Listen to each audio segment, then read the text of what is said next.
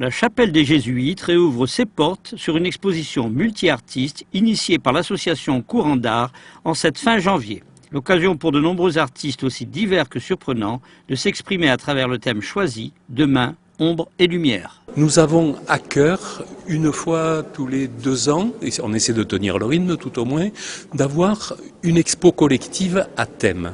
Le thème retenu pour cette exposition, et il a été retenu en discussion entre artistes il y a 2 ans, est « Demain, ombre ou lumière ».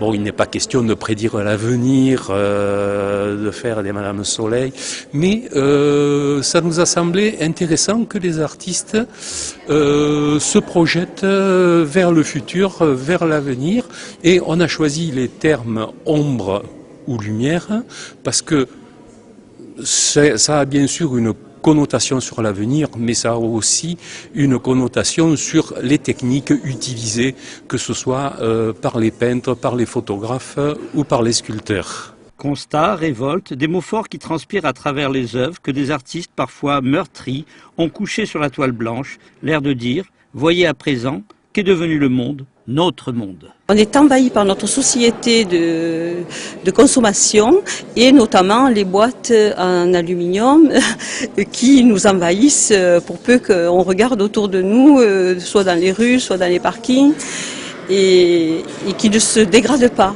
Donc on peut être soit envahi par ce genre d'éléments, soit on peut effectivement avec ce matériau-là faire une architecture magnifique. Quand je vois ce que l'homme devient, je trouve ça catastrophique.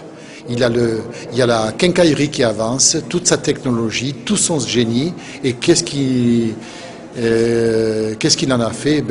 À travers l'histoire, c'est un grand bain de sang. Un grand bain de sang, c'est une horreur. Pour moi, c'est pas demain, ombre ou lumière. Pour moi, ombre et lumière sont complètement associés. Ça n'est pas indissociable. Et pour moi, ça représente aussi, l'ombre et la lumière, c'est la vie.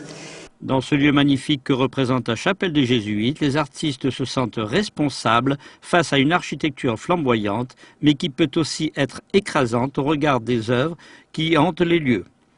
Durant tout le mois de février, cette exposition riche est à découvrir absolument.